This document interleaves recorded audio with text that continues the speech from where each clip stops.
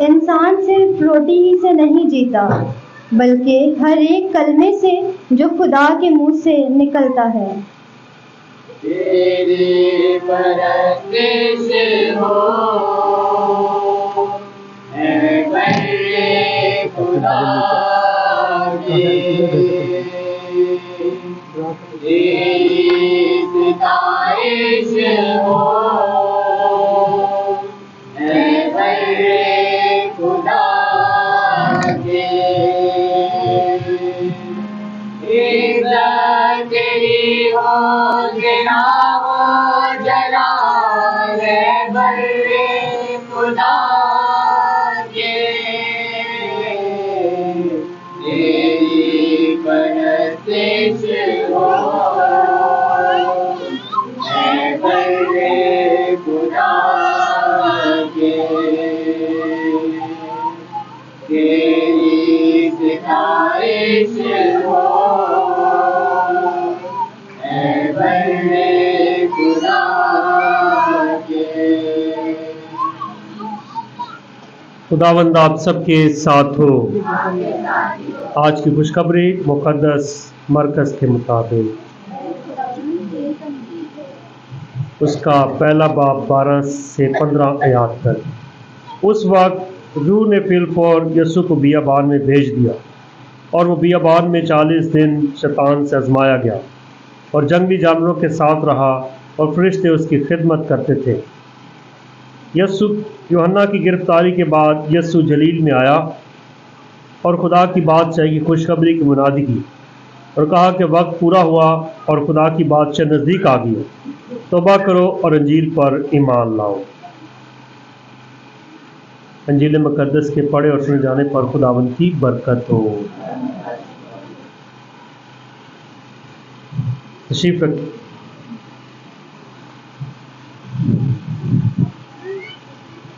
آج ہمارے لیے موقع ہوگا کہ دوران عبادت ہم اعتراف کے پاک ساکرامنٹ کے لیے جا سکیں۔ کاہن یہاں پر کمرے میں موجود ہیں، آپ دوران عبادت تبدل تک اعتراف کے لیے جا سکتے ہیں۔ مسیح خدا میرے عزیزو، آج کے دن یسوع کی آزمائشوں پر غور کر رہے ہیں، اور آزمائشوں پر غور کرتے ہوئے ہمیں بہت سی باتیں جو ہے سمجھ آتی ہیں۔ توبہ، تبدیلی اور پشیمانی ان ایام میں خاص ہماری سماعت سے آ کر الفاظ ٹکراتے کہ جب ہم توبہ تبدیلی کی بات کرتے، اور اس کے ساتھ آج کے دن انجیل مقدس ہماری رہنمائی کرتی ہے کہ ہم آزمائشوں کے متعلق جانیں۔ زندگی میں بہت سی آزمائشیں انسان کی زندگی کے ساتھ ساتھ ہیں۔ وہ دولت کی ہے، عزت اور شہرت کی ہے، اچھے گھر کی ہے، بہت سی ایسی چیزیں جو انسان کی زندگی کے ساتھ ساتھ ہیں۔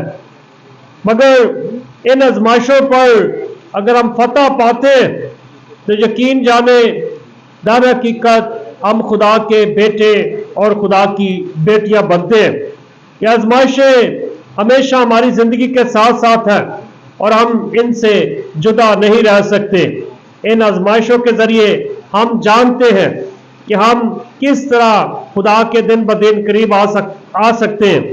اور جب جب ہم ان آزمائشوں کا سامنا کرتے ہیں، بہت دفعہ ان آزمائشوں میں ہم گر جاتے ہیں اور بہت دفعہ ہم ان میں فتح بھی حاصل کرتے ہیں، مگر یقین جانیں کہ ہم کمزور ہیں، انسان ہیں. انسانی زندگی کے ساتھ آزمائشیں بہت زیادہ ہیں. خداوند یسوع مسیح بھی جب 40 دن اور رات اس بیابان میں رہا جہاں پر اسے آزمایا گیا، تو یسوع نے ایک سٹیٹمنٹ رکھی کہ جو کچھ بھی مجھے باپ کی طرف سے ملے گا اسے ذاتی استعمال کے لیے نہیں کروں گا. کہ آزمائشیں 3 آزمائشیں مختلف قسم سے جو ہے یسوع کے ساتھ پیش آئیں، اور یاد رکھیں ان میں کسی جگہ پر بھی یسوع نے اپنے ذاتی فائدے کے لیے اس قدرت کو جو باپ کی طرف سے دی گئی استعمال نہیں کیا، بلکہ بڑے احسن واضح اور جامع طریقے سے یسوع نے ان آزمائشوں پر غلبہ پایا اور فاتح ہوا. پہلی آزمائش جو یسوع پر آئی وہ کون سی، کسی کو پتہ ہے؟ پتھر سے کہے تو روٹی بن جائے. سب سے پہلے جب یسوع 40 دن رات روزہ رکھ چکا تو اسے بھوک لگی، تب شیطان نے اس سے کہا کہ اگر تو خدا کا بیٹا ہے تو اس پتھر کو کہے کہ روٹی بن جائے. دیکھیں شیطان کا حملہ کرنے کا انداز کیسا ہے کہ پہلے کس طرح یسوع کو پکار کر کہتا ہے کہ اگر تو خدا کا بیٹا ہے. بہت دفعہ ہم کلام مقدس میں یہ جانتے ہیں کہ کس طرح شیطان یسوع کو پہچان لیتا ہے اور یسوع شیطان کو جھڑکتا ہے. مگر یاد رکھیں آج کی اس آزمائش میں جو روٹی کی آزمائش ہے، یسوع کو بھوک لگتی ہے اور شیطان اس کا فل فائدہ اٹھاتے ہوئے جو ہے یسوع سے کہتا ہے کہ اگر تو خدا کا بیٹا ہے تو اس پتھر کو کہے کہ روٹی بن جائے. روٹی کی آزمائش انسان کے ساتھ ساتھ ہے.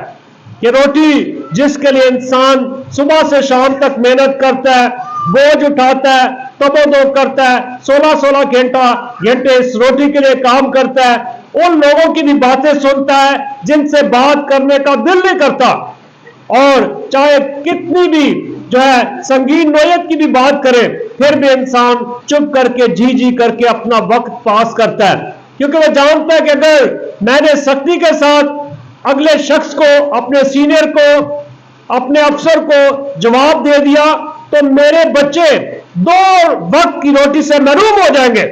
اس لیے انسان صبح و شام اس کے لیے لگا رہتا ہے، نہ گرمی دیکھتا ہے، نہ سردی دیکھتا ہے، نہ بارش دیکھتا ہے.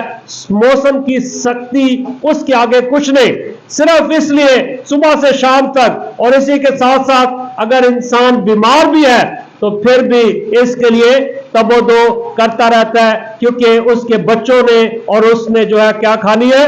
روٹی کھانی ہے. روٹی کا عمل یاد رکھے. روٹی اگر میں آپ سے پوچھتا ہوں کہ روٹی کتنی دیر میں تیار ہوتی ہے تو آپ کیا جواب دیں گے؟ 2 یا 3 منٹ میں. یسوع پر روٹی کی آزمائش آئی ہے، چھوٹی بات نہیں ہے. شیطان نے کیسے حربہ استعمال کیا ہے، کون سا حربہ کس زاویے سے، کس لیول سے آ کر یسوع پر جو ہے اثر انداز ہوتا ہے اور یسوع سے روٹی کی بات کرتا ہے. روٹی کا عمل 6 مہینے پر محیط ہے. جب گندم کا دانہ لگایا جاتا ہے، بڑھتی ہے، کٹتی ہے، اس کے دانے بنتے ہیں، پیسی جاتی ہے، توے پر آتی ہے، اور اس کے بعد روٹی تیار ہوتی ہے. اور وہی آزمائش آج یسوع کے ساتھ ساتھ ہے. یاد رکھیں کبھی کبھی ہم بھی اپنی رزق روٹی کے لیے جائز اور ناجائز دونوں کاموں کو اپنے طور پر جائز قرار دے کر روٹی کمانے کے سلسلے میں لگ جاتے ہیں، مگر یہ طریقہ کار، یہ عمل غلط ہے. یسوع نے اس آزمائش کو جو روٹی کی آزمائش تھی کس طرح جو ہے پورا کیا اور اس پہ فاتح ہوا. یسوع نے شیطان سے کیا بات کی؟ یسوع نے اسے جواب دیا. لکھا ہے کہ انسان صرف روٹی ہی سے نہیں بلکہ ہر ایک کلمے سے جو خدا کے منہ سے نکلتا ہے کیا کرے گا؟ زندہ رہے گا. یہ کلمہ متجسم، یہ کلمہ لا تبدیل، یہ کلمہ خدا، کلمہ متجسم جب ہمارے ساتھ ہے پھر ہمیں جب ہمیشہ کی زندگی حاصل کرنا ہے اس روٹی کی محتاجی نہیں ہے، کیونکہ خدا کے کلمے کے وسیلے سے उस मुजस्सम कलाम के वसीले से जो हमारे दरमियान रहा, जो हमारे सीनों में है, जिसे उठाकर हम अपने साथ साथ रखते, अपने सीने के साथ लगाते, यही कलमा, यही कलाम जो है हम सब के लिए जिंदगी का बायस बनने वाला है। ये रोटी दुनिया की जो हम खाते वक्ती तौर पर है, मगर ये जीवन की रोटी और हमेशा की जिंदगी खुदा के मुजस्सम कलाम से हमें हासिल होती है। ये ला तब्दील कलाम हम सब के लिए जिंदगी का बायस बनता है।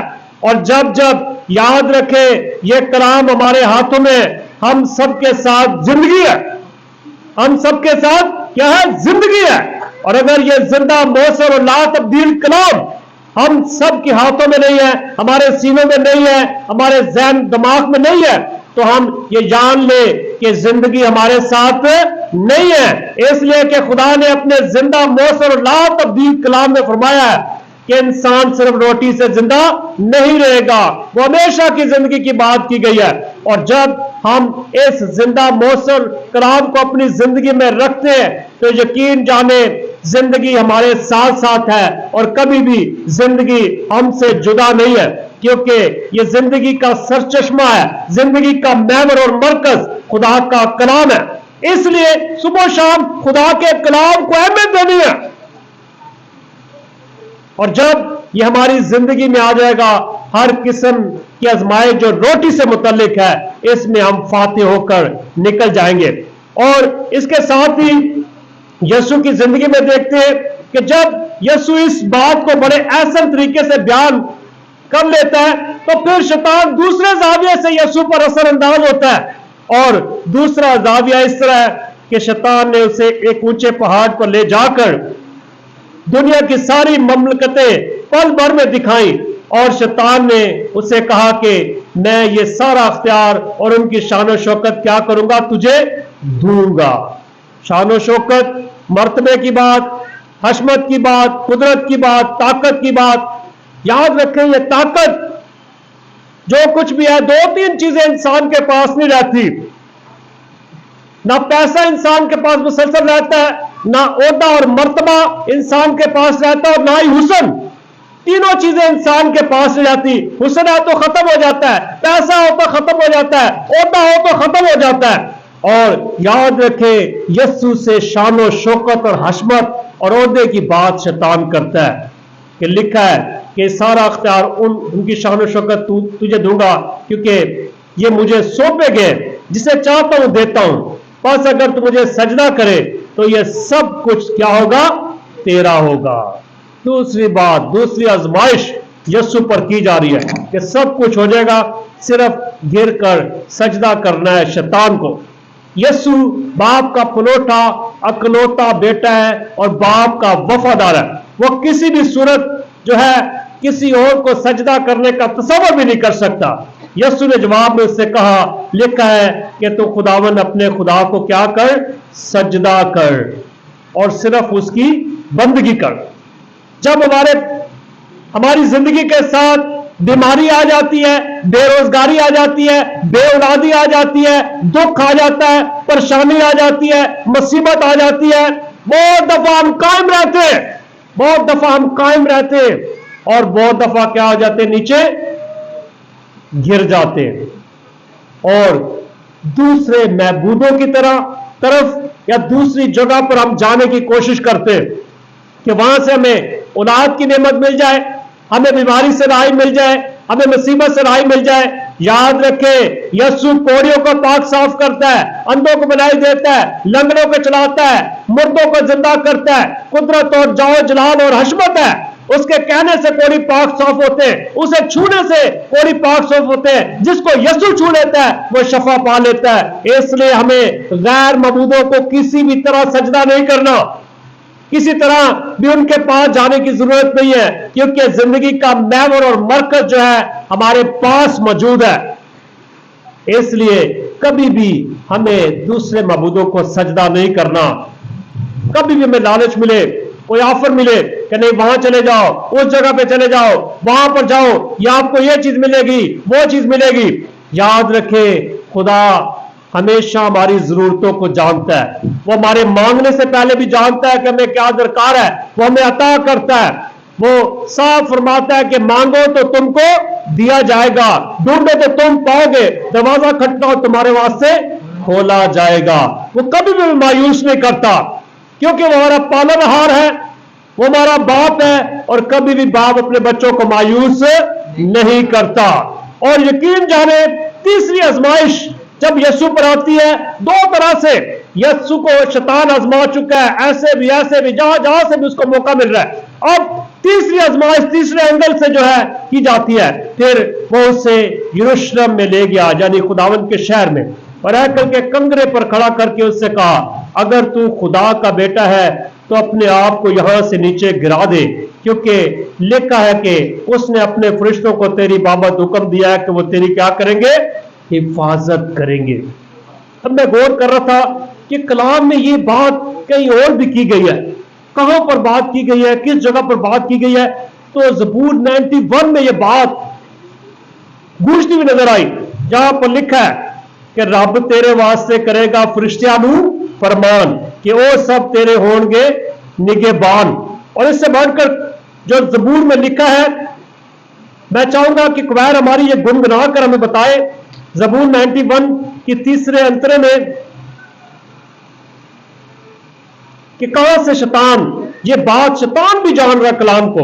زبور 91 کی یہ ورس جہاں پر لکھا ہے کہ تیرے پاؤں کو ٹھوکر نہ لگے.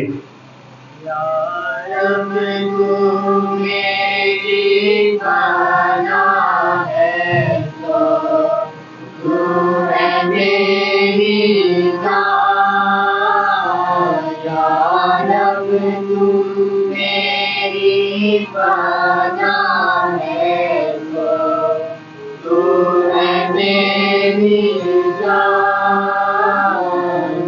خداوند دے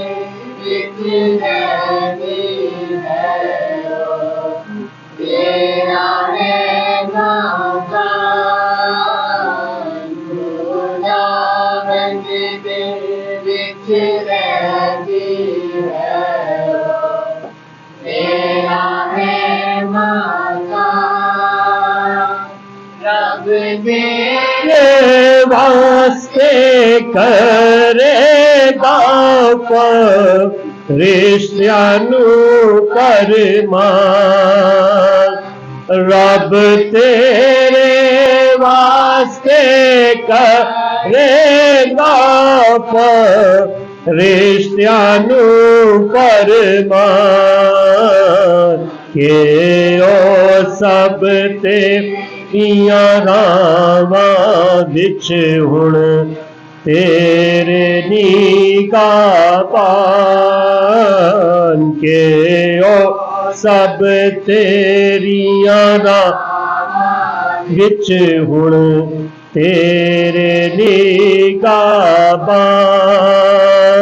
سو تینوں اپنے ہاتھاں تے آپ اٹھاون گے. سو تینوں اپنے ہاتھاں تے آپ اٹھاون گے. تد پتھراں دے نال تیرے پیر نہ چھیڑ کھاون گے. تد پتھراں نال تیرے پیر نہ چھیڑ کھاون گے. شیطان زبور 91 سے وہ آیت پکڑتا ہے اور یسوع کے سامنے بیان کرتا ہے کہ تیری بابت یہ لکھا ہے کہ وہ تیری بابت فرشتوں کو فرمان دے گا, وہ تیری حفاظت کریں گے, جب تو گرنے لگے گا تجھے ٹھوکر نہ لگے گی.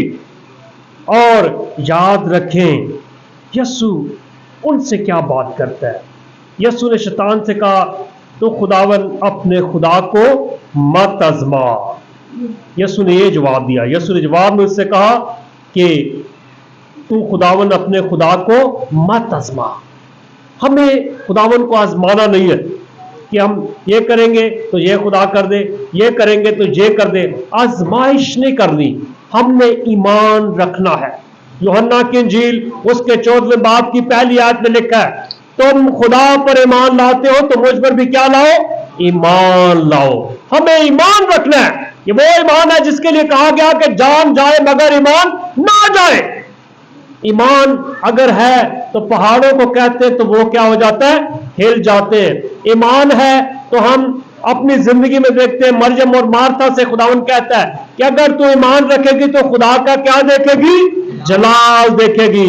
ہمیں خدا کو آزمانا نہیں ہے، ہم نے اس کی پاک ہستی پر ایمان رکھنا ہے۔ اور جب جب ہم خدا کی پاک ہستی پر ایمان رکھتے ہیں تو یاد رکھے، چاہے وہ بے روزگاری ہے، چاہے وہ بے اولادی ہے، چاہے وہ دکھ ہے، چاہے وہ بیماری ہے، ہماری زندگی سے ختم ہوگی۔ یہ ایمان رکھ لیں یسوع سے، اور جب جب آپ اپنے اس ایمان کا اظہار کریں گے، آپ کا ایمان دن بدن تقویت پائے گا۔ ان تمام آزمائشوں کے ساتھ جو آپ کے ساتھ ہیں، زندگی میں چلتے ہوئے، آتے اور جاتے ہوئے، تمام پر آپ فاتح ہوں گے، کیونکہ آپ خدا کے بیٹے اور بیٹیاں ہیں۔